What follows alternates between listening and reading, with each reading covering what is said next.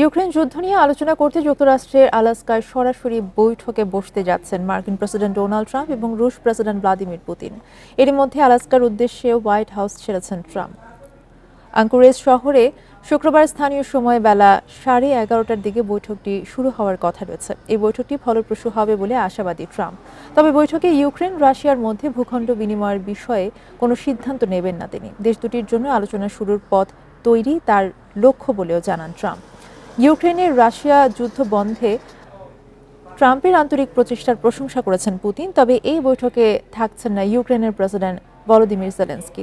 ইউক্রেনে শান্তি প্রতিষ্ঠায় যুক্তরাষ্ট্রের উপর নির্ভর করছেন বলে জানান তিনি।